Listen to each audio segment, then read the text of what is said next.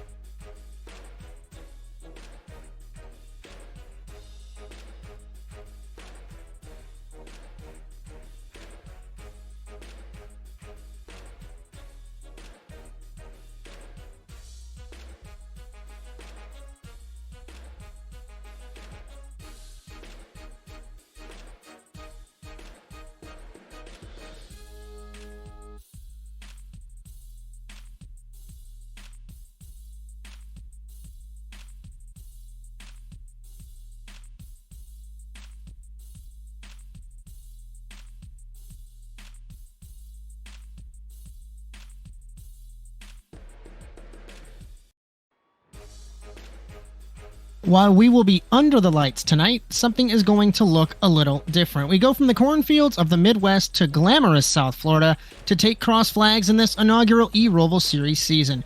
Despite not winning a feature race last week, Paul Crone snuck the victory away from Ian Lane after a strategy-filled race. We go back to a longer speedway this time, as the Homestead-Miami Speedway in Homestead, Florida is the destination.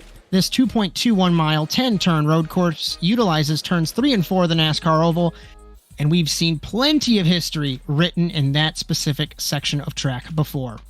We'll be watching with excitement as we welcome you to the EMSA Service Experts eRoval Series with Bryan Sawyer in the production truck and Cody Erdmann next to me in the commentary box. I am Josh Mertz as we are live from the Homestead-Miami Speedway in Homestead, Florida on the Automotive Sports Network. Our coverage and series are both brought to you by the Service Experts Advantage Program. Get worry-free comfort at one low monthly payment, and for more information, visit serviceexperts.com. Cody, We come from a bullring track in Iowa to an intermediate, but we have not been at a track this size. We've had Pocono, we've had Daytona, super big tracks, New Hampshire and Iowa, super small tracks. What do you think about tonight? Yeah, we're really looking forward to tonight. Kind of a lot more heavy braking zones, especially going into turn 1, and then I'm not sure exactly what the corner numbers are, but there's 3 really heavy braking zones tonight, so we'll see who can tackle on being the best on the brakes. NASCAR 3 and 4 are what we're using tonight here at Homestead, and that is progressively banked. So we'll see if anyone uses that, if kind of anyone goes up and rips the fence like Tyler Reddick or Larson, or if they're just going to run around the bottom. I've noticed, I think in quali mode, guys are moving around more with the speed, but in race mode, it seems like a lot of guys are running the bottom. Keep an eye on that. And then other than that, just 2 20-minute races of pure chaos, and looking forward to it. I ran this track in practice before we went live, so I actually have a track map pulled up. I will send it to you. So the first heavy braking zone is classified as turn 2, and I can tell you that going into this corner, very easy to miss your braking point, but we're looking at Ian Lane, points leader, with the yellow number plate. This is turn number 8. Very easy to get the right sides onto the dirt, get loose, track out to this apex, and I've got some guys going way under this white line. When I was in the car, I stayed above the white line, but like you mentioned with the progressive banking, flat out through 3 and 4, and that's actually going to be pretty crucial because the back stretch, front stretch, and if you're flat out through 3 and 4 the oval, that's a huge amount of track for some slipstreaming. Yeah, this track is going to be for sure setting up your guys for going into that turn 1 and 2 with having the long straightaway down. We used, I would say, 3/4 of the back straightaway, and then pretty much the entire front straightaway right at the end of the pit wall. The guys have to hang a hard left, so it's going to be a good way of setting your guy up, getting the run down the front straightaway, and then passing them. I think we may have a good photo finish coming to the line there. We'll have to see if circumstances play out.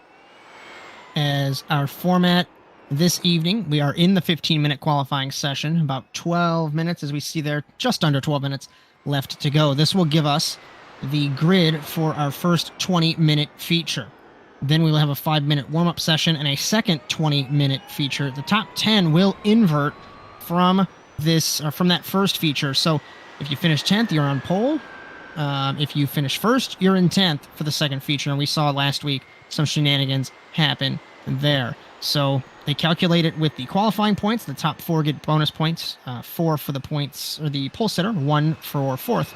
So those points, feature 1, feature 2, and then a fastest lap point. So we're going to have unofficial results throughout the evening, and then we'll get some confirmation while we're waiting at the end of the second feature to figure out who we're going to interview.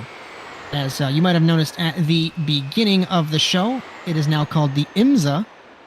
EMSA, same way. Please don't sue me.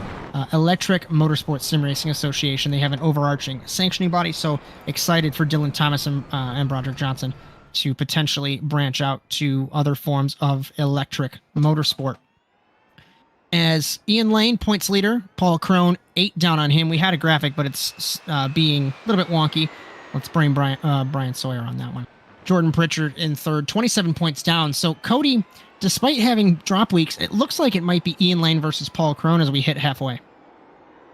Yeah, them two seem to be kind of our top 2 drivers week in and week out.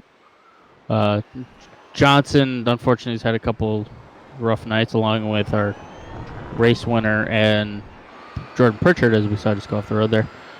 Them two, they've had good speed, just unfortunately just have had some bad luck in a couple of races that have set them back from our top 2 title protagonists that we have. It's now them two are probably going to be focusing on each other, on making sure they outscore each other in points. As we know, Crone's got to be the one trying to reel in Ian Lane, so Crone's hoping for something. You don't want to see something bad happen to your points person that you're battling, but you're, in a way, you're also hoping for it. So you're always secretly thinking. We think, oh, it took you 5 minutes for a NASA reference, but we reference us. I didn't want you to have a bad day. I didn't want Phil to have a bad day. But secretly, you're like, I want you to have a bad day because you're selfish. Racing drivers at the end of the day, super selfish, won't care about anybody else but themselves. Paul Krohn, I was about to say a tenth of a second. There's no gap between him and Drinjen Wang, and the 61 of Wang struggled in the first couple rounds of this championship. Excited to see the 61 for Team Watson Racing at the top of the board. Yeah, Wang seems to be the kind of the leader of the TWR guys. He seems to be week in, week out. He's getting a handle on this car. I think if he would have had a little bit more of a handle on it on week 1 and week 2, I think he'd be closer up there with Krohn and Lane. But he's getting it. He's had some good qualifying runs the last couple of weeks. See if he can put in a full race night and be on the top step of the podium. As just a few minutes past halfway through this, till we get to halfway, I should say, as we ride on board, looks like Broderick Johnson in the 82. Cutting way down on this white line. Remember, there's no real track limits on the oval portion of the track, of course.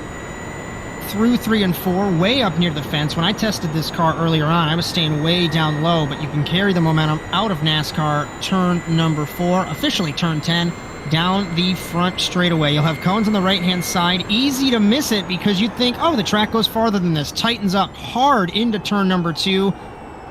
You can take a little bit of speed into turn 2, but then turn 3 really slow. Left and then a right switchback. Sequence of hairpins, I guess you could say. A little bit of camber on the left-hand side. Hit the curb right.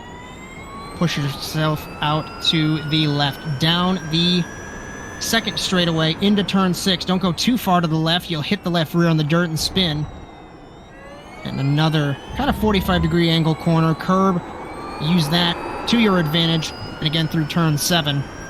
Down the third straightaway of the track to the other 45-degree / hairpin and another corner, Cody, to dip the right rear off and have some trouble in. And then it's full throttle till the end through 9 and 10.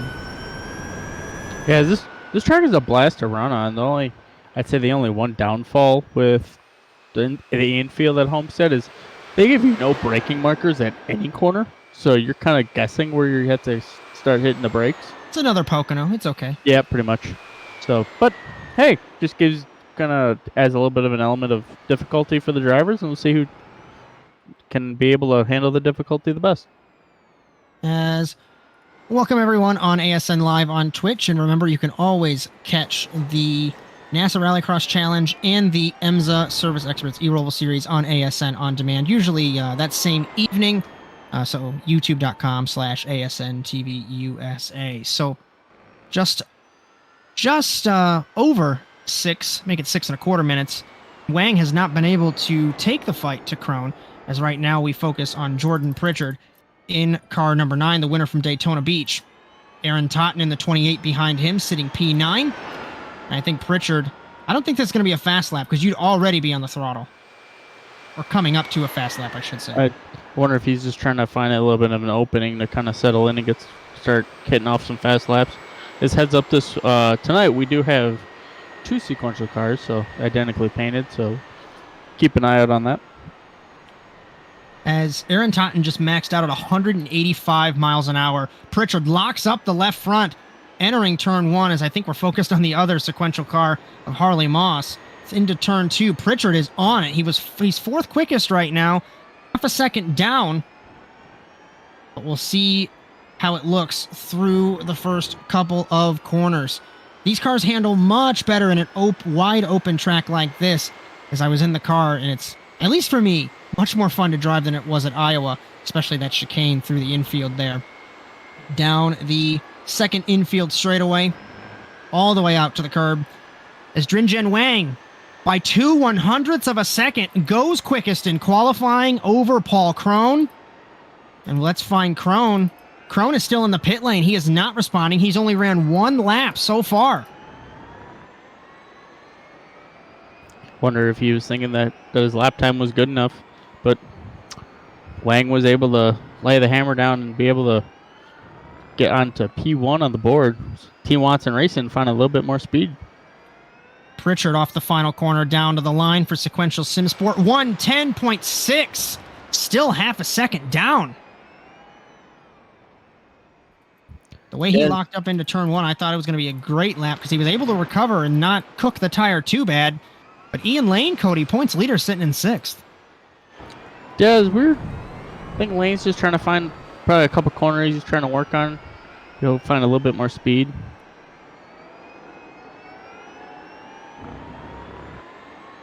As right now we are focused on Ian Lane passing Logan Lax in the 25. What's interesting is the top 7 are within half a second, but if you look from Wang down to Harley Moss, it's a second from 1st to 8th. Yeah, there's a little bit more of a gap than we're kind of used to seeing. Not sure if that's I'd imagine that's a track like I said, it's a little bit more difficult with the braking markers. We're watching Harley Moss, the British driver, for sequential here. He decided that he had some free time tonight, wanted to hop in, give his hand to one of these electric Porsches that we have. So unloaded one for him and let him have some fun.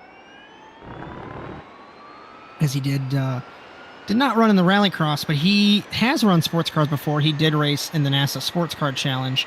I think for a season or for half a season. I might not have been around during that one, but it's good to see the Briton back in a sequential sim sport car and here in the Service Experts eRoval series. Just under 3 minutes left. Let's try and find Paul Crone still on pit lane. I was about to make a huge point, but I don't think he's either going to time this perfectly or he's just not worried about it. So let's try and keep an eye on him in these last couple minutes.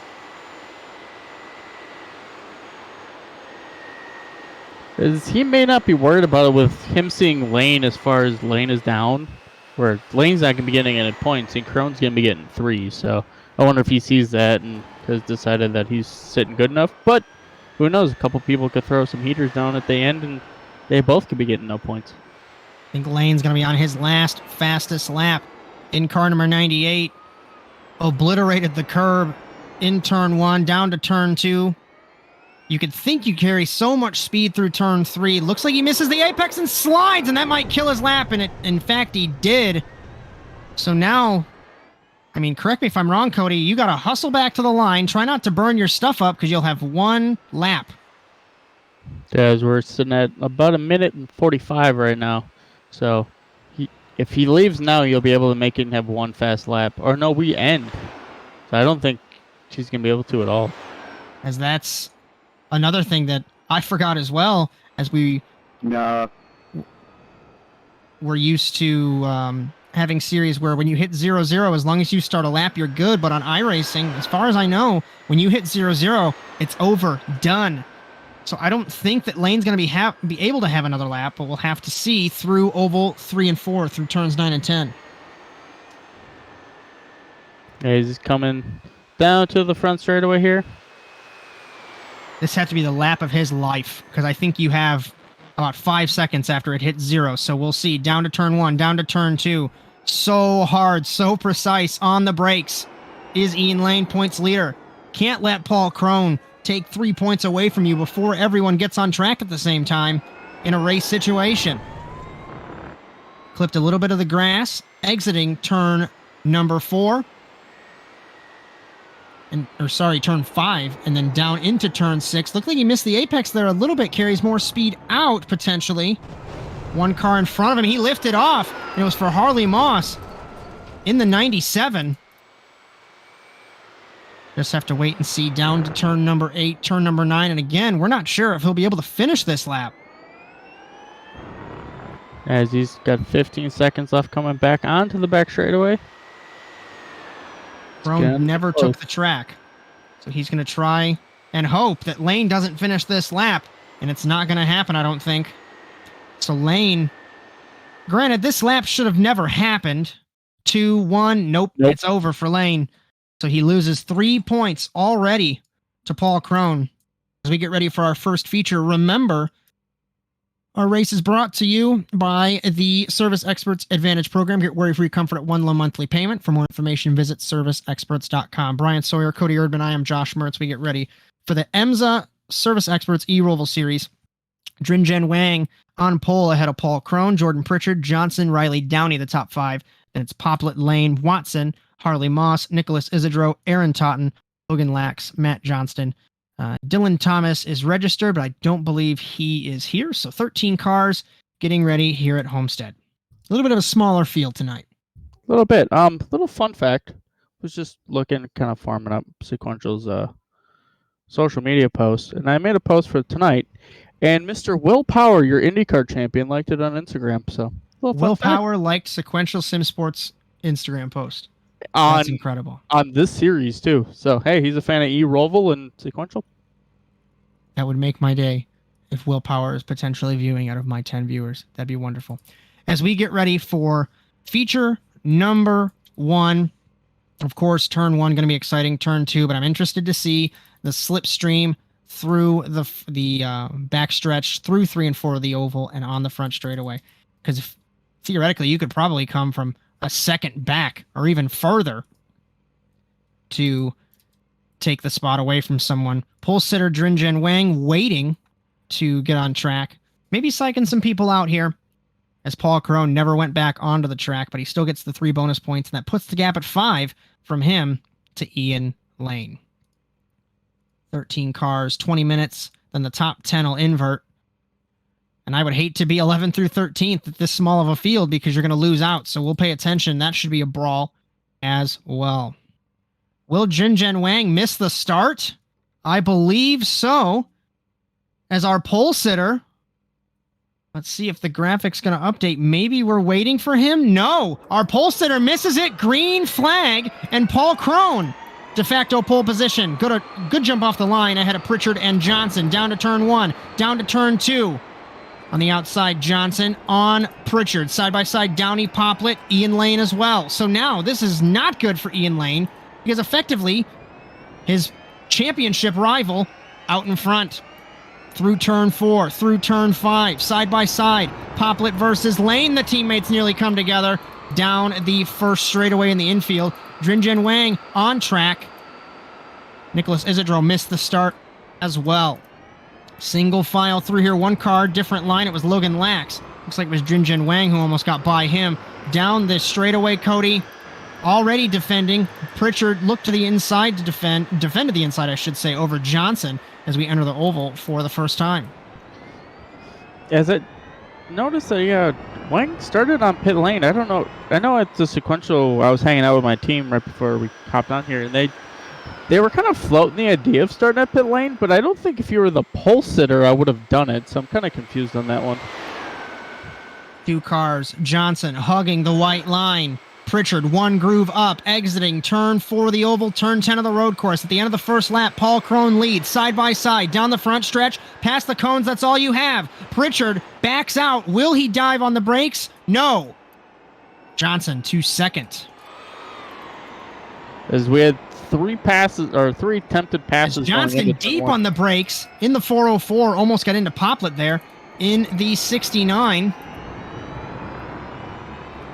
And Crone loves this. Already a 1.5 seconds ahead of Broderick Johnson. Yeah, as Crone's just able to set out from the rest of the field. He kind of got a gift there with Wang not starting out front. So now he had pretty much the whole front row to himself. As now Pritchard has pressure from Ian Lane. Let's see if Ian does anything with it. Maybe he'll try to get the run coming down the back through 3 and 4, then onto the front straightaway.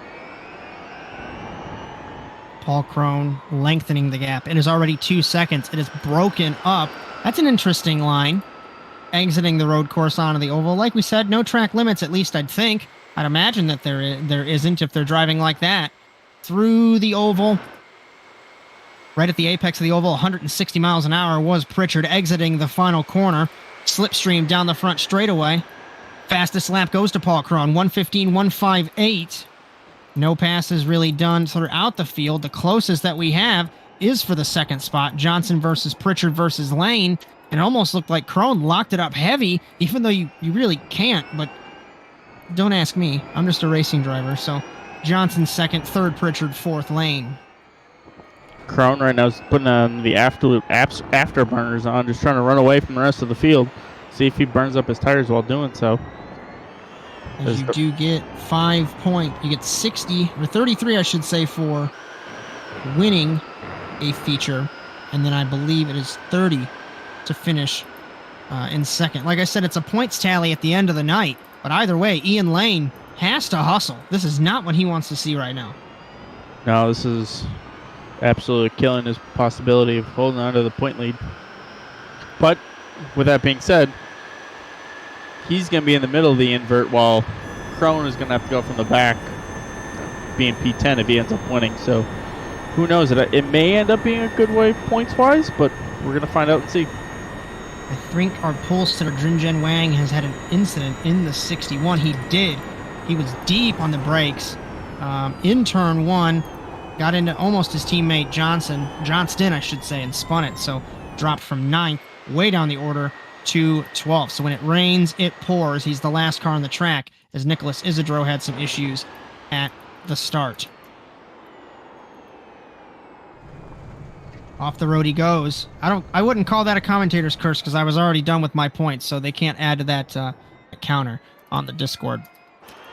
Broderick is quicker, Cody, than these two. A 1 minute 14.9 to a 1 minute 15.3 for both of them. That 4/10 of a second gap. Interesting to see that they're hanging on, but I'd almost think that it's just because of that obnoxious slipstream here on the oval section. Yeah, that draft for the rest of the track is just gonna. What's it there? Yeah, with that slipstream, it's kind of like how the MX-5s and the slower, more momentum-based cars that like Daytona are, where you really can't break someone unless you break the draft and you're about a second ahead.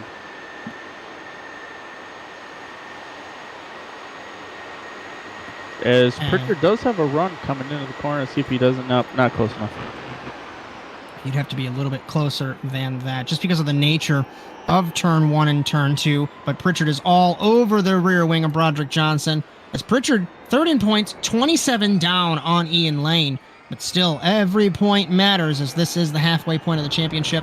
As next week, we head to Rockingham Speedway, The Rock, as most of the NASCAR fans know. As you'll join myself, Bryan Sawyer, Cody Erdmann, next Sunday, 9 p.m. Eastern Time. As Pritchard, much better run, exiting turn 7, down the backstretch in the infield. And he might have lost that advantage as we enter turn 8. Last lap for him was a 15 flat. Johnson was a 15.4. And the grass isn't going to help him, as here comes Lane to the inside. Yeah, that killed any potential of a run here. Let's see if he does anything different going through NASCAR 3 and 4. Peaking high. I think he's focused on not losing ground to Lane. Loose in the corner. Interesting to see that, as when I drove it was planted, but overheating tires maybe. Getting a little flustered, like you said. And I think he caught a little bit. I think he caught a little bit of the apron there too, which kind of upset the car. As he seems to be really good in the brakes there going into 2. He must have found something during practice out, a good braking point that he's able to outbrake people going into turn 2 there. Through 4, through 5. You can make up a lot of time with these anti-lock brakes, but you have to be brave, and you have to know subconsciously that they're not going to lock up, and you can mash your foot on the pedal. Turn 6, turn 7. Looks a little squirrely from Johnson exiting that corner.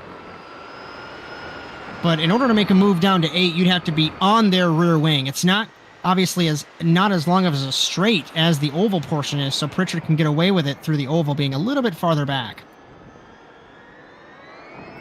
This is almost going to bring Riley Downey back into the picture here. But the gap is 4 seconds from Crone, who's our race leader, back to Broderick Johnson.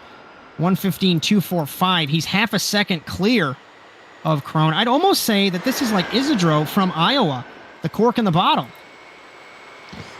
In a way, I would have to agree with you there.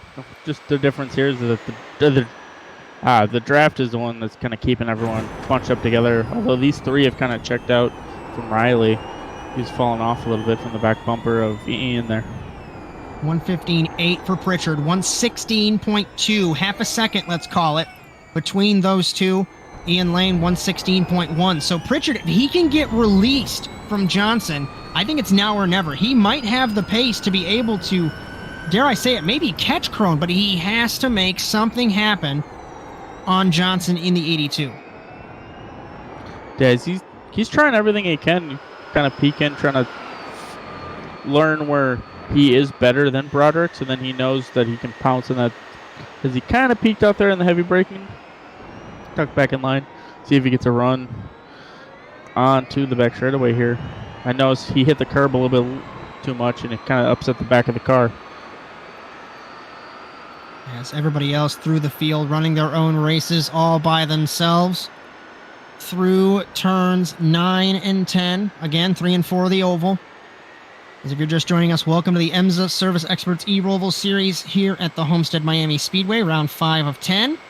As we're focused on Jordan Pritchard, our winner from Daytona Beach a couple weeks ago, battling with Broderick Johnson. And I have to agree with you, Cody, super deep on the brakes in turns 1 and 2, but it doesn't look like he can capitalize through the Mickey Mouse Sector 1 here and just gets pulled on the straightaways. Yeah, also, too, looking at lap times that last lap, Crone and Johnson were the same lap time.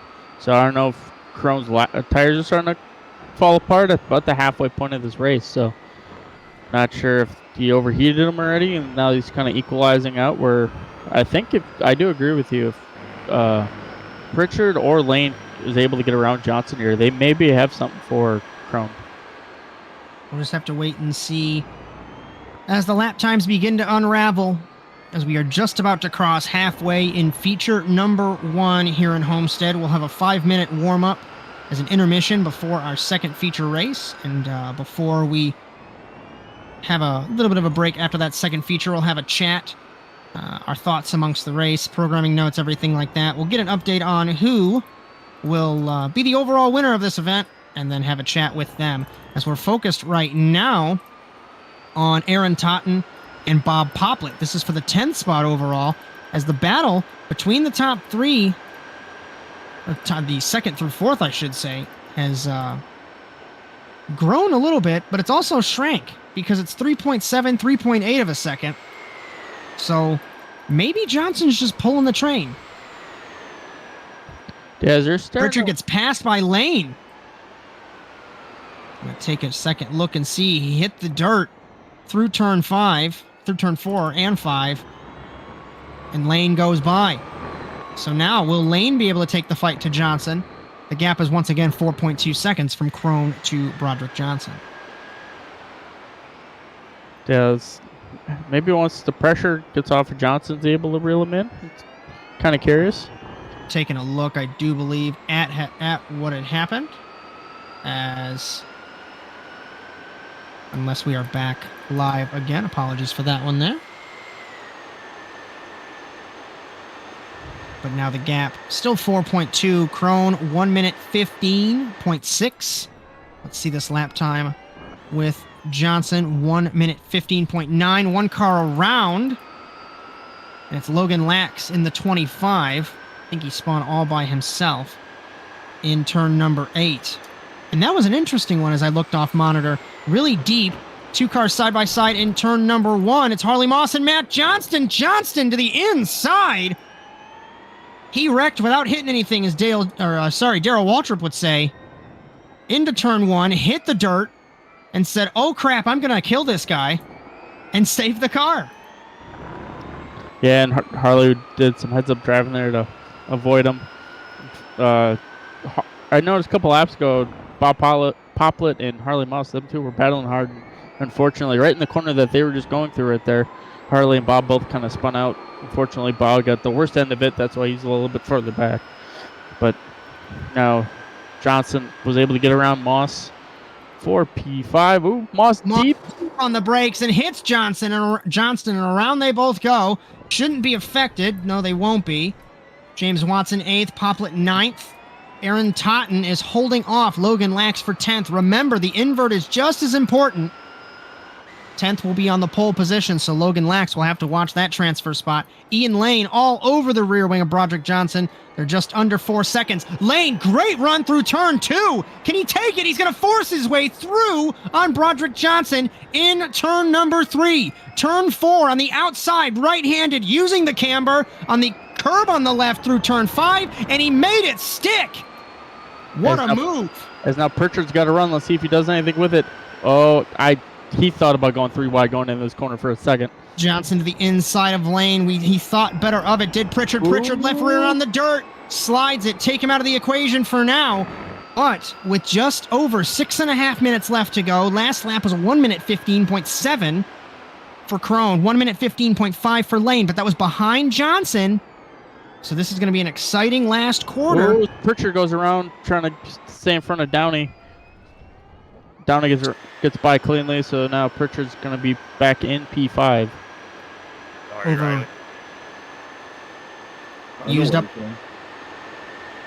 the right front just a little too much. Johnson through the oval, hits the apron and around, saves it for the moment, back up the track and into the fence, comes down the hill. Downey's going to miss him, and that's the only car that's going to affect him. So this is 4th and points. Broderick Johnson clipped the apron in the oval, and around he went in the 82. So put him back down to the 5th spot, it looks like. And now our top 2 in points, 1 and 2 at the moment, just in the reverse order. So while, of course, we still have a feature race left to go, the gap in points is down to 2. Ian Lane still a 2-point, unofficially a 2-point lead, as you lose 3 compared to Crone, and then 3 as well in qualifying. So Crone playing the points game, and Ian Lane picking up the pieces when everybody else has some bad days. And I'm thinking the sun going down, while it is sim racing, the smallest thing will distract you. And the sun going down in sim, not being used to that, could affect you as well. Yeah, and unfortunately here it does go down in like the worst spot ever, going into turn 1, and then it would be back into turn 8 there. Those spots where you're facing right into the sun under hard braking points is probably one of the worst and hardest corners to make because of that. As the battle for the invert pole position, Aaron Totten and Logan Lax. Totten 0.2 of a second faster than Lax, as that gap is just over a second for those two. So I don't think we're going to have an issue there. The gap is 5.5 seconds from Paul Crone to Ian Lane in this first feature race, as we hit 4.25 minutes left to go. Riley Downey sits in 3rd, Pritchard 4th. 5th is Johnston, who got by Johnson in the 82. 7th is Harley Moss, 8th Bob Poplet, 9th James Watson, 10th Aaron Totten, 11th Logan Lax, and 12th Jinjen Wang. Commentators curse right as I start to talk about him off the road in turn 2. And Nicholas Isidro did not take the grid. He still sits on pit lane, last of our cars, in 13th. As 1 and 2, kind of nothing has changed much. Unfortunately, those lane are in about 0.6 slower that last time as they're coming up this time. 16.1 for Crone and a 16.2. So a 10th that last lap. Requires such commitment in these cars in turn 1. I think these guys are full throttle through turn 1 and then jamming on the brakes down to turn 2. At that speed, with that change of banking, so easy to lose the car. One guy that's not losing the car, Paul Crone, still up front. Remember, round number 6 of the EMSA Service Experts eRoval Series next week at the Rockingham Speedway in North Carolina. Join myself, Bryan, Sawyer, Cody, Erdmann for that, 9 p.m. Eastern Time. And tomorrow, unless I'm missing something here, Matt Johnston getting passed by Harley Moss now. Yeah, he got, in that tight right-hander, he got really squirrely, got too much of the curb. He dives it into 7 here. Or 6, sorry. Through 6 into 7. So now we got a 3-car battle now. The battle for the invert pole still not really on yet. Deep, Johnston deep on the brakes again in the 404. And that might have been his mistake last into turn 1 there, but we'll have to pay attention and see as he battles Broderick Johnson and Harley Moss. This is the Overwatch Specialty Service NASA Rallycross Challenge tomorrow from the Sonoma Raceway in Sonoma, California. Myself and Philip Kraus on the call for that one. 9 p.m. Eastern, ASN Live. Ooh. Johnson outside! Missed by Harley Moss, slides it through turn 4 of the oval, back out onto the track. No, he stays on the apron. And that was a situation, correct me if I'm wrong, but you think you have the grip to go up a lane, you don't. You're so loaded up. As soon as you make that turn, around you go.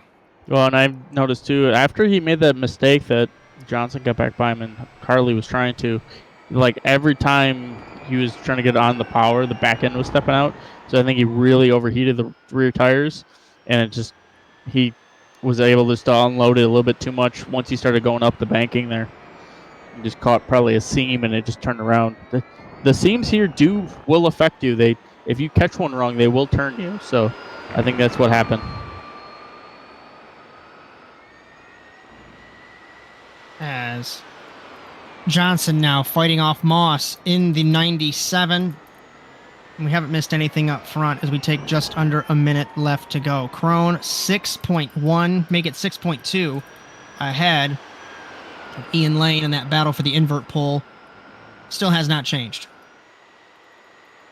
No, it's pretty much everyone in front of these two here kind of singled off by themselves.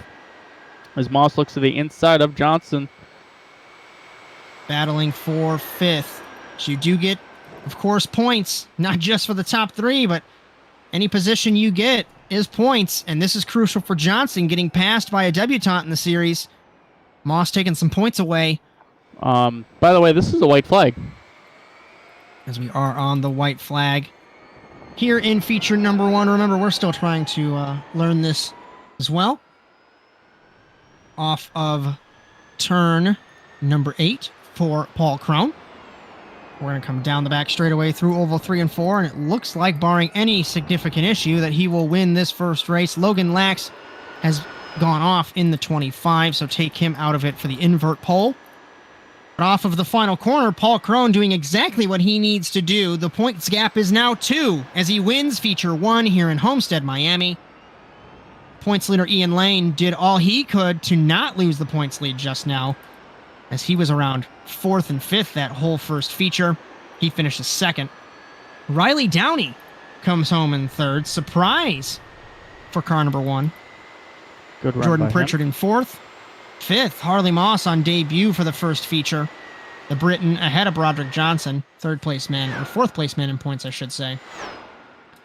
Bob Poplet for Sunshine Autos comes across the line in 7th. James Watson, Matt Johnston, Aaron Totten.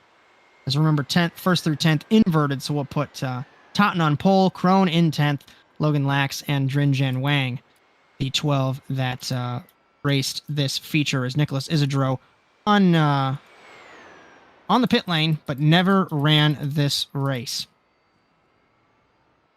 So if I'm Drinjan Wang, I'm upset, because not only did I miss the start of the race that I was on pole, I also missed the opportunity to be on pole for the invert. Yeah, it's unfortunate. Yeah, that kind of was unable to capitalize on the one mistake, and now has to sit behind our 2 fastest drivers of the series. But that's not terribly the worst thing, because now you just latch onto the back of them and you let them punch the hole for you, and you just drive forward with them. As we've seen, Wang does have the speed tonight. He's obviously was our fastest qualifier, so he's got the speed. Let's see if he can do something with it here in race number 2, as we're now sitting in our 5-minute warm-up. As, like we mentioned, unofficially, Paul Crone has a 2-point deficit to Ian Lane, as there was 8-point deficit coming in. So Lane with 2nd. So we'll have to see. Like we mentioned, it is calculated on points, so we'll try and get unofficial who's where once we get to the second feature. Drinjan Wang, I thought there was a warm-up after qualifying. So a timing error on his part is the result, I should say, missing that pole position.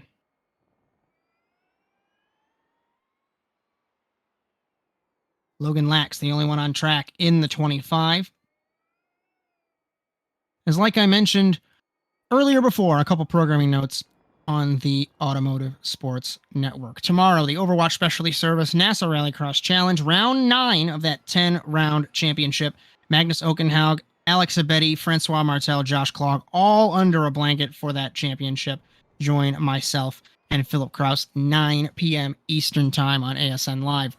And then next Sunday, the EMSA Service Experts eRoval Series, the 6th round of the championship from the Rockingham Speedway. Myself, Cody Erdmann, Bryan, Sawyer for that one.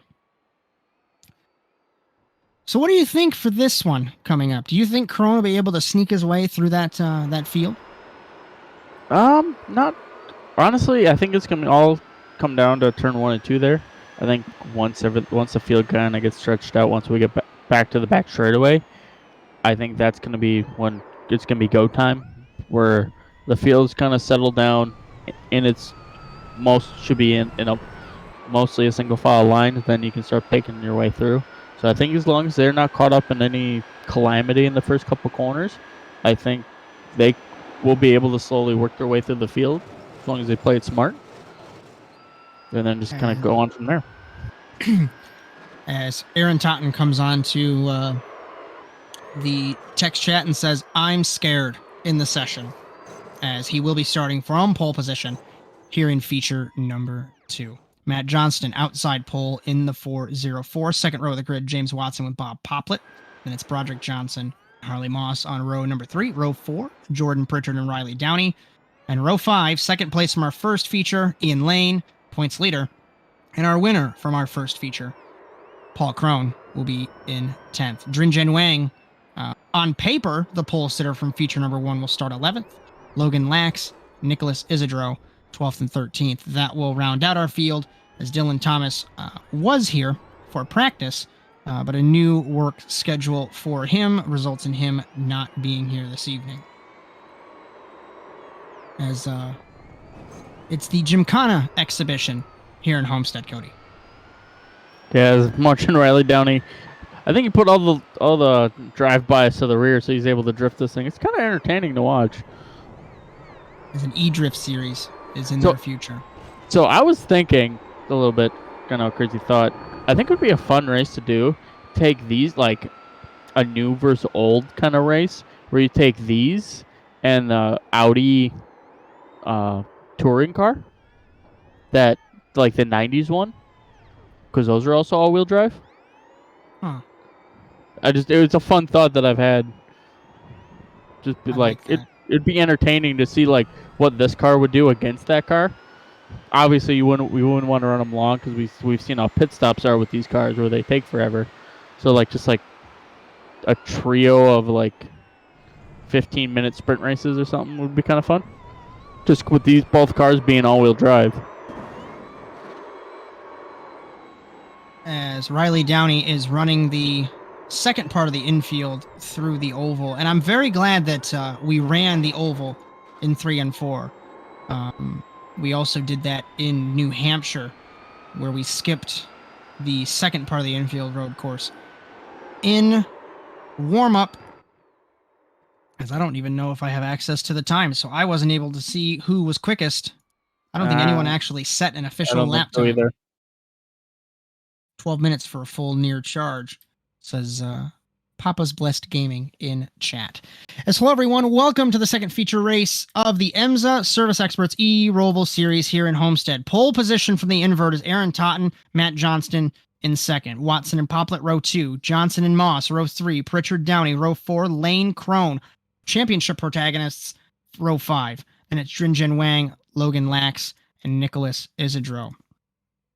Our series and broadcast brought to you by the Service Experts Advantage Program. Get worry-free comfort at one low monthly payment. For more information, visit serviceexperts.com. Here in Homestead, we got 20 minutes left to go, waiting for a couple cars on grid. And this first half a lap going to be frantic, because once you get to the oval, it's going to be Slipstream City here in Homestead. 13 cars, 20 minutes, no pit stops after the format change. So super excited as we get ready to go. Green flag in Homestead. Totten leads us off the line, ahead of Johnston, down to turn number 1. Watson peeks to the inside. Poplet, huge start in the 69 on the outside. 3 wide, 1 car to the inside. It's Downey spinning in front of the field as Totten off the road he goes. No contact for anybody so far. Unbelievably, Lane deep on the brakes, battling with Downey. He's past Pritchard in the 9, squarely through turn 3, into turn 4. One car out wide. Moss off the apex, nearly pushes Downey off the road as Crone squirrely in the back of the field. Down the first straightaway in the infield. It's Matt Johnston ahead of Watson. Deep on the brakes is Johnson in the 82. Poplet. Then, looking for a way through is Jordan Pritchard, faster than Ian Lane, faster than Downey. Downey on the brakes, gets by. 2 cars side by side. It's Watson with Johnson with Poplet. They are under a blanket down the second straightaway. As leading is Matt Johnston, the latest of the late breakers. Here comes one of the TWR cars. It's Jin Jen Wang into the points leader nearly. He makes it stick. Pritchard goes wide. Teammates, or not teammates, I apologize there. Downey and Wang as we exit the road course for the first time. It's still not over, Cody, as Pritchard peeks to the outside of our points leader through 3 and 4 of the oval. No, this is exactly what I was talking about, avoiding the chaos, because this just got really chaotic out of nowhere. High, wide, and handsome on the outside, exiting turn 10. It's Poplet. He did a side draft maneuver on James Watson down the front straightaway. Leading is Johnston. Contact between them! Pritchard goes off. No, it's Moss off the track in front of Paul Crone! And Watson collects multiple cars. We'll have to take a second look. Poplet beating and banging with Wang, with Downey. Where's our points leader, Ian Lane? He is battling Nicholas Isidro, who made it on track. As Crone got, Moss was coming back on track, and kind of once he reemerged, he got caught in the front end of Crone. So looks like a slowdown maybe for Lane. Left front damage. Our points leader's parking. And our points leader is out in Homestead-Miami. And I think Crone may be having a problem too. So our top 2 in points could have to be killed as we see them both get tangled up.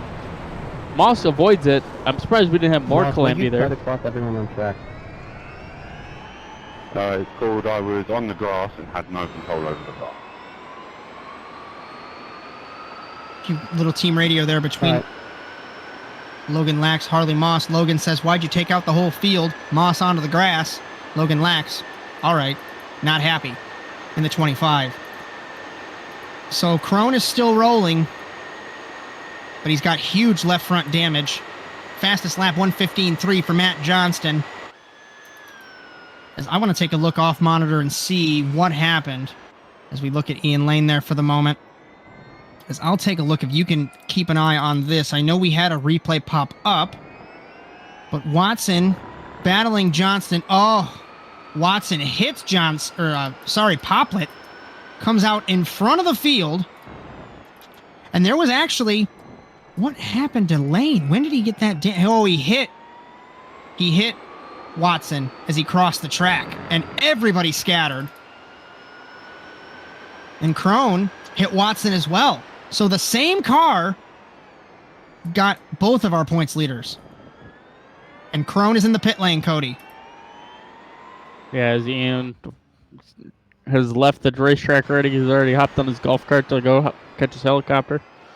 As we have Johnson, he is out front right now, in front of Johnson. That's going to be a fun battle all night long now. As if we look at this, 4 seconds ahead. This is the opportunity for Johnson and Pritchard. But I'm trying to calculate points real quick. It won't be Crone's drop week. It might be Lane's new drop week. Again, it's going to be all unofficial until next week. As we focus on, for the moment, it's Poplet versus Pritchard. Pritchard around the outside. Beautiful move by him. Like we said all night long, his strong point of the racetrack is that turn 1 and 2 complex with the heavy braking. As we just saw right there, he was able to outbrake Poplet going into turn 2. And now he's going to set a quicker than Johnston, and off the road goes Johnston. Roderick Johnson to the race lead. But we know Johnston, that's going to be annoying. Deep on the brakes, peeks to the inside. So deep, even with anti-locks. All right. He's brave. I wouldn't do that. I have to give credit to Wang. He was able to capitalize on that start. Drive all the way up to P4 right now. He's right behind Downey. Downey also, he may be our overall winner tonight. Being third and third right now. That would absolutely be true because Paul Crone and Lane are off the road and he is sitting in third. If we look through third and third, Johnson was 6th and 2nd. So Of course, there's still a long way to go, but Pritchard was 4th and 5th. So Downey. Oh, Pritchard gets in the back of Wang. Sends Wang off track. Saves it in the 61 in front of Poplet. As we were calm in this first feature, Cody, but now everybody all over the place as the sun is set here in Homestead. Lights have come on. Sorry, Jen. I hit the grass. As Pritchard hit the grass, entering the corner. Just like I told you, Cody, so easy to do. We already had this battle. To do that. And it wasn't even him hitting the grass. He hit the curb and barely touched it.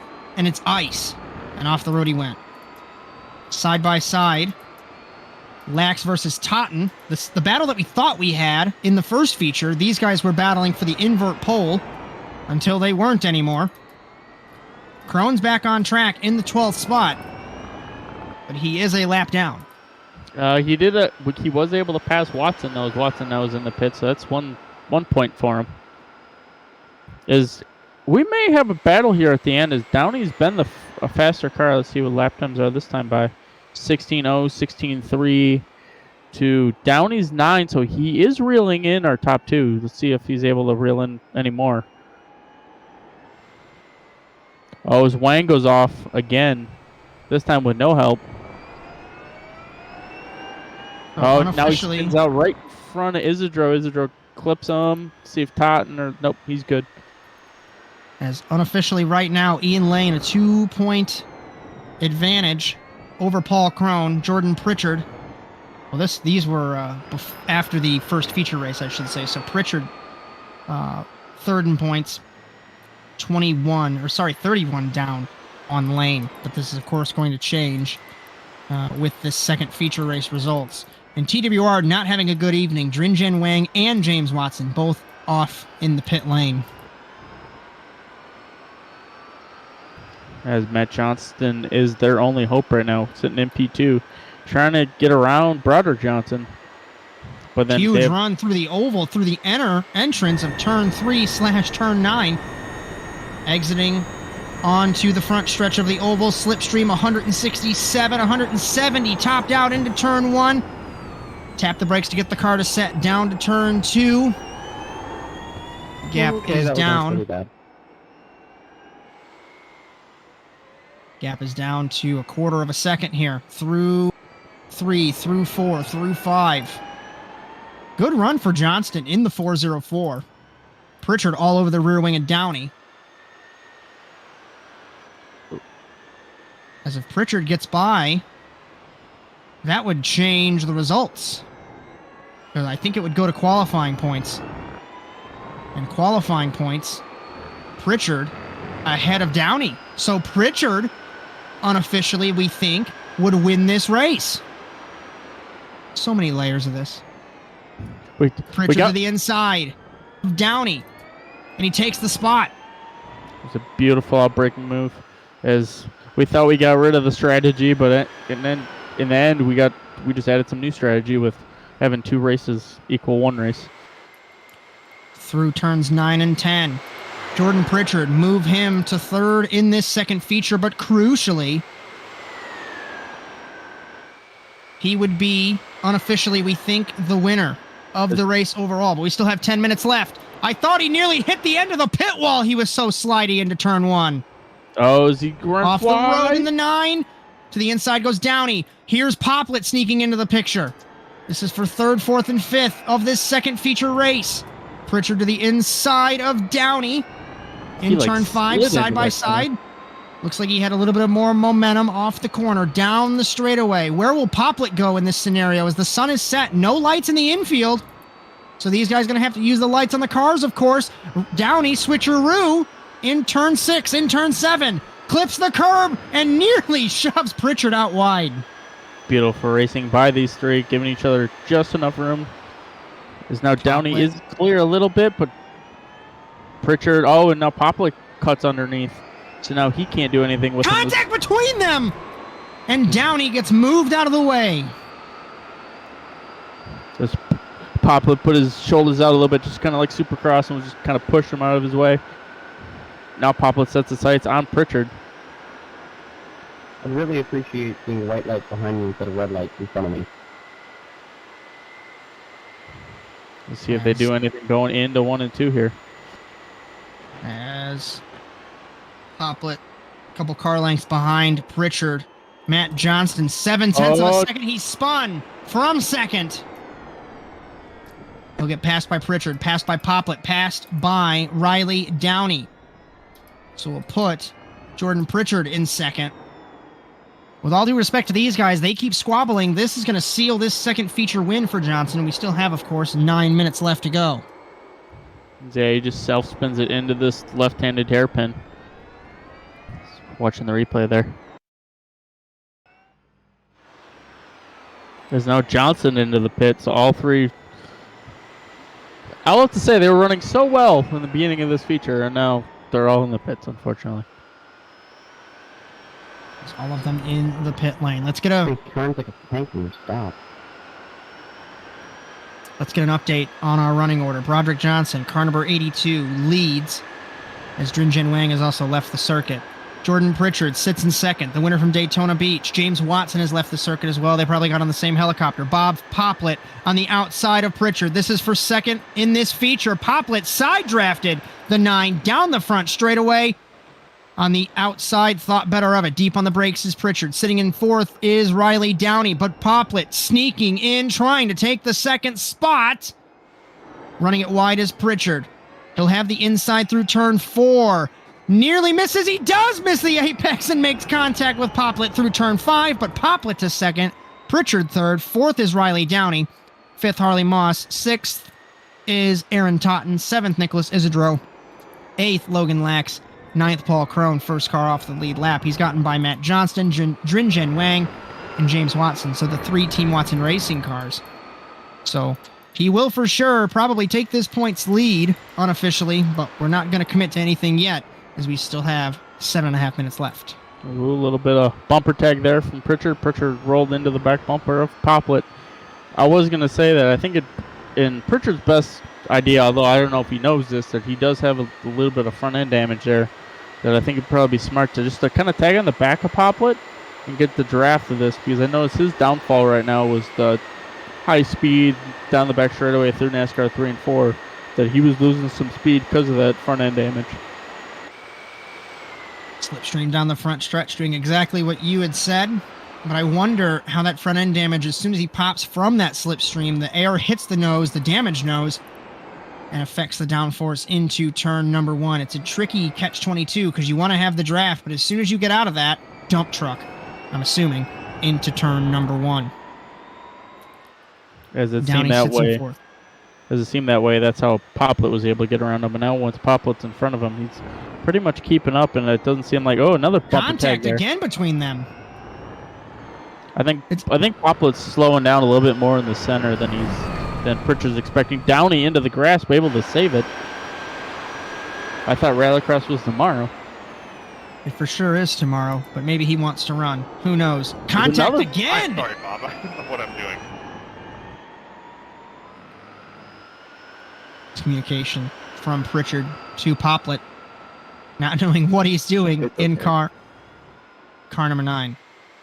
As you see that a lot more in kind of the short track oval scene where some guys roll the center Poplet more. hit the apron, Cody, not to cut you off. Inside goes Pritchard. He's going to get the draft, I'm thinking. Pulls out from behind the 69 and down to turn number 1. We just talked about this. Poplet lets him have it. Let's see if Downey tries to capitalize. He doesn't. Downey was looking. Poplet's good into turn 3, though. Poplet, late apex through turn 3 into turn 4. Thought of it. Leaves the door open for Downey. Now, can Pritchard pull away? We're going to end up finding out. If Downey starts putting pressure on Poplet, I could see that being enough where the gap for the draft is cut for Poplet. So then Pritchard can work on trying to catch Johnson. But I just think with that front end damage and him being out by himself, I don't think that's going to be possible. It's 3.2 seconds for Broderick Johnson. We can forget that he's up front because he has been running his own race. And it's crucial that Paul Crone survived and got back to the pit lane. I thought he was going to park it immediately like Lane did. But those three positions Of course, every point matters.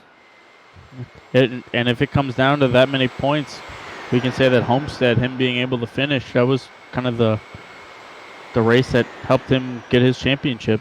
But we're not going to know that until the final race, so we'll see once we're able to tally all the points at the end of the night. 4.5 minutes left to go for Broderick Johnson to redeem himself and sneak this second feature away. But like we had talked about, let's take a look. Unofficially, it might be Riley Downey who wins this race, although Pritchard 4th and 2nd, and Pritchard had 2 points for qualifying.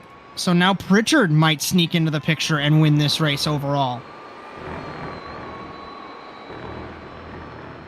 Although I have noticed that Downey has been putting a lot of pressure on Poplet. I think Downey may know that he has the possibility of winning the overall tonight, so he's putting as much pressure on as he possibly can, try to get as many points as possible. He does seem like an air faster than Poplet. Even if he finishes higher, I think those 3 points, or sorry, the 2 points from qualifying would help Pritchard. But once again, unofficial, and we'll get word from race control. We'll at least have an interview with the winner of our second feature race while we get those points tallied up. There's 3.25 minutes left to go here in Homestead-Miami. It's been an action-packed night so far for the EMSA Service Experts eRoval Series. As remember, we will be live this Friday, for a special event for the EMSA Service Experts eRoval Series. So, special event, and then I believe Sundays, the month of December, we will be live as well. We'll have more information there. And soon to have an ASN website put together, as eventually we will get to that as well. You'll be able to check out asntvUSA.com for any updates. And if you're interested in ASN services, asntvUSA@gmail.com for that. So Cody, not much going on out front, and Broderick Johnson finished 6th in that first feature race. Got 1 point for pole. It's not going to be enough for him, but what's the thought in your head if you were Broderick Johnson? You have a great second feature, but you just can't put it together in the first one. I'd kind of take tonight as a silver lining a little bit. Able to win the second feature, and with the top 2 points drivers having a really bad second feature here, this will be a good points day to possibly catch up, or for them to. Pritchard has spun from second. So who we thought would overall win this race is now I don't think he's in the picture. Let's try and get a replay. I'll take a look off monitor. And the sequential SimSport driver looped it in turn number 3. Just a lazy spin. But he did that same thing in turn 2, Cody, so those tires got to be cooked. And as a result, looped it. As we've seen that kind of happen in between 2 and 3 with a couple. Johnston was the other one that we've seen do the same thing, where just you overheat the tires and just the back end wants to step around.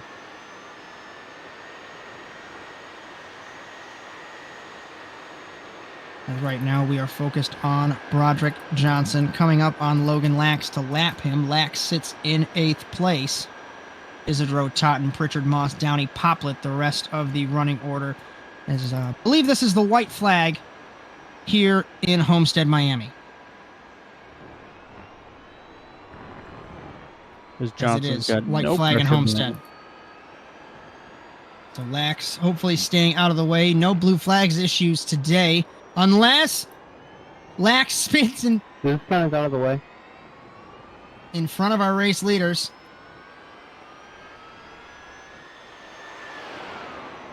As Johnson down the first straightaway in the infield. 2.5, make it 2.8. Ahead of Bob Poplet. Riley Downey sits in 3rd. You guys racing in 10-3 is pretty nice. Pritchard, what could have been, is like we mentioned unofficially, he was in that overall race win territory. But I think Riley Downey's going to sneak that away. under the lights for Broderick Johnson. It's not going to be an overall. At least we don't believe, unless there's a miracle that occurs with points tallies. But car number 82 will round turns 9 and 10. And at 160 miles an hour, fastest lap goes to Matt Johnston. But Broderick Johnson wins the second feature here in Homestead-Miami. Poplet second, third Downey. So the podium for our second feature race. Harley Moss in his first race right off the podium in fourth. All right, everybody, please wait around in Discord for driver interviews. It's Pritchard. Good day, Scott. Pritchard, Totten, Isidro, Crone, Lax, Johnston, Wang, Watson, and 13th, Ian Lane.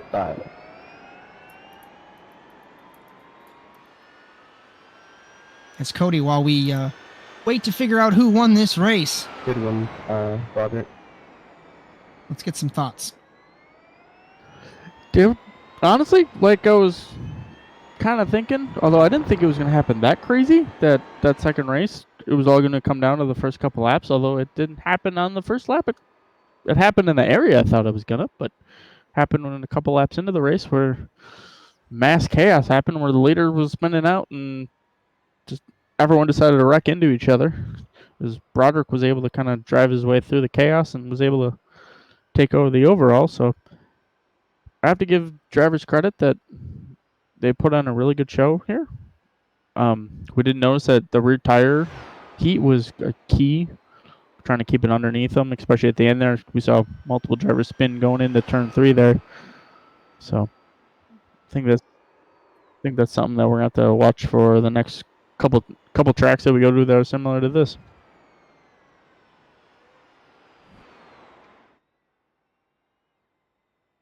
As according to this points tally, Riley Downey and Broderick Johnson might be tied for the race win. And I think it goes down. Not sure if that includes the qualifying points. Which so, Johnson was one spot ahead of Downey in qualifying. So Johnson got the point for fourth place. And I think it's only the fastest lap over the weekend or the race. So I'm not entirely sure there. So we'll just have to wait and see. Let's see if we've got...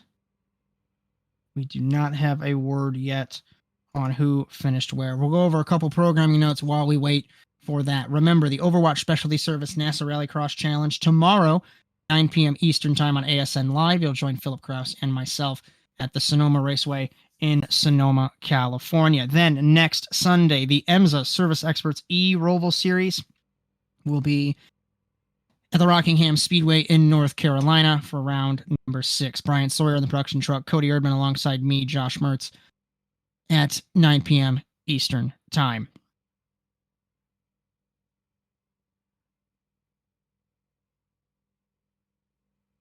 As unofficially, we are trying to determine who has won this race overall. As according to our calculations, we might be looking at a tie, so we'll just have to wait and see. Because according to this, for overall, Riley Downey, Broderick Johnson, 54 points. Then it's Crone, Pritchard, Poplet. Pritchard and Poplet tied for the 4th position.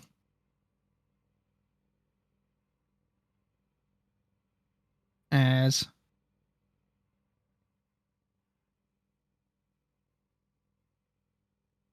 we just await to see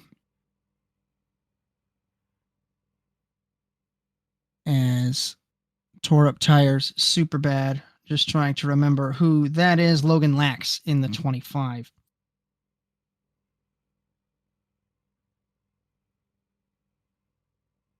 As thank you all for hanging out with us as we await to see who won this race. As Riley Downey finished 3rd in both features and qualified in 5th. As Broderick Johnson finished 6th in the first feature and won this second feature. Poplet was 7th and 2nd. Downey 3rd and 3rd. Moss 5th and 4th. Pritchard 4th and 5th. Because I'm just not entirely sure what they are going to do to see who won this race overall.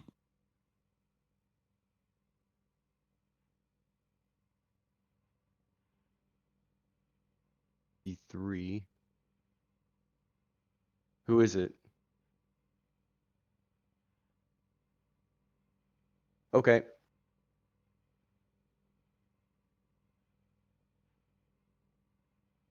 Wouldn't it go to the I highest qualifier? suppose so.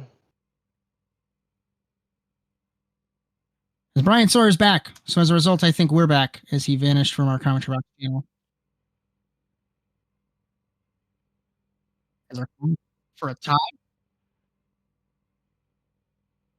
So I guess we're gonna have a tie in this race, because that's kind of interesting. But I don't run the show, so I guess as a result, it's gonna be Riley Downey and Broderick Johnson winning the race. It's so weird. Paul Crone and Jordan Pritchard. So I guess we can have a conversation with Paul Crone as we wait for him. And Cody, all yours. Hey there, Paul. You got us? Yeah, I got you. As good race for number one as you were able to win it. How did that feel to be out just kind of out front, checked off from the field, not having to worry about anything? Were you kind of keeping an eye on your other points battle protagonists as Ian was trying to drive through the field? Oh yeah, for sure. I got out there, but I wasn't really able to run away. I wasn't pushing too hard, trying to save tires around 3 and 4, and was still able to kind of put more gap between me and I think was it Broderick? But I I got a little nervous when I saw Ian get into second. I was thinking to myself, maybe I should push a little harder, but it didn't end up being an issue, and yeah, it was kind of an uneventful race, but you know, the invert changes everything, doesn't it? Yeah, as unfortunately with you being kind of stuck in the back there, it was a crazy start for that second race, and unfortunately you were getting tangled up in it. How bad was that damage? Because we did see you were a lap down and ended up having to pit for a tiny bit. Did you have anything? Was it just steering bent or? Yeah, so it wasn't turning under braking or really not much under power either.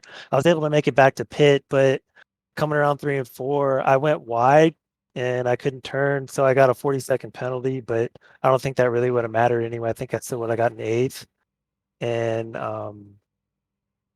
but yeah, yeah, that was crazy. You know, I don't know if it was the big contact between me and Watson or if it was the small one from I think Hart coming back onto the track.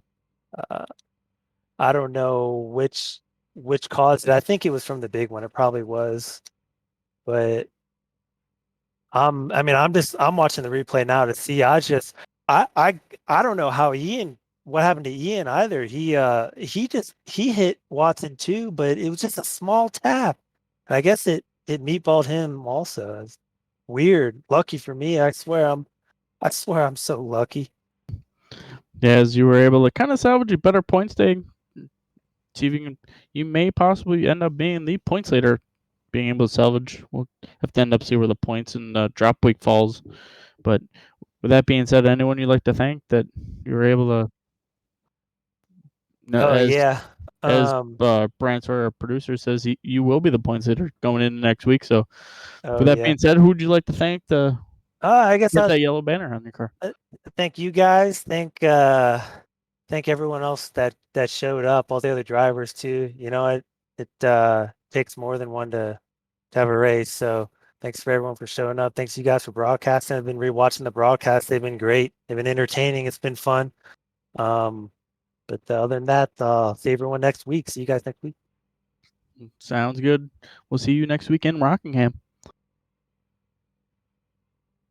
As we'll bring in, as I've did a rough estimate of who finished where. So Broderick Johnson has an average of 3.5, and just in advance, we're still trying to figure this out as well. We're going to unofficially call this the results until we fully figure out. So I'm going to bring in Broderick Johnson, and you'll have this one while I'm still trying to figure this one out. Hey there, Broderick. Got us? I got you. As you had put together 2 really good race days, or races, sorry, races. How'd it feel to just be checked out from the field pretty much there in that second one, and you and Matt Johnson were putting on a good battle until he kind of made that mistake, and then you were gone. Yeah. It's the tires snuck up on it so fast. I mean, it was like your tires felt fine at one point in time, and the next thing you know, you didn't know whether or not you were going to lose it. So, to answer your question for the second race, I didn't feel comfortable at all at any point in time. I felt like at some point the tires were going to leave me, and the guys behind were going to catch up. So, I mean, I was doing my best to push and not kill the tires, but I mean, gosh, spinning it in the oval in the first race was definitely causing me some PTSD in that second race. I just couldn't get a full grip around the oval part or really get on the throttle too hard. I felt like in the infield. So, hey, I'll take it. I'm happy with the finish overall and kept it clean in the second race. That's what matters. Daz, what exactly happened there in that race one? Where did you clip the apron? This is what it looked like to me, but I know netcode a little bit. Cars are placed in a little bit of different spots. Did you just clip the apron there, or just to come out from underneath you? As we saw, I believe Matt Johnson had looped it there as well, coming through the oval. I don't believe I clipped the apron. I'm going back to look at it, but I think that what happened was the tires were just insanely hot, and I just was pushing it so hard, and the throttle I went way too hard to the left with the throttle, and the car was gone at that point. There was nothing I could really do. I was battling with Ian really hard in that portion of the race, and I was trying to get to him, and he was leaving me a lane down below, and so I just was doing my best to hold the line. I don't feel like I hit the apron. It just the tires were gone at that point. For sure, as it did seem tonight, especially. It is fitting that we were down here in Miami. That tire heat was probably one of the biggest factors of the race. We saw multiple people deal with it. Pritchard, yourself, Wang, Johnston. A lot of drivers were dealing with that tire heat, especially through the oval and through the first couple of sets of corners. With that being said, who would you like to thank for you to end up winning? And I believe we're tied with overall. As it's, I think, unofficially second or a tie. Let's just call it second at worst. Yeah, I'm gonna say the same thing I said last week. I know last week I ended up 5th overall in points, but it doesn't feel like a win. I think that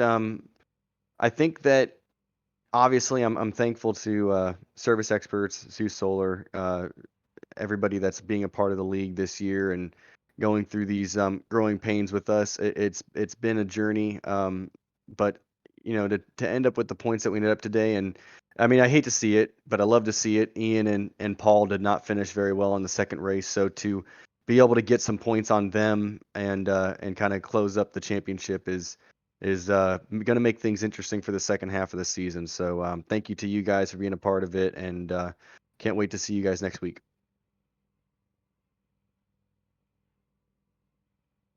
So unbelievably, Riley Downey, you unofficially, I think, won this race. Oh, it feels good to be here, guys. As talk me through, despite finishing third on the road in both of those races, especially talk me through that chaotic first sector when everything started happening and Lane and Crone got taken out.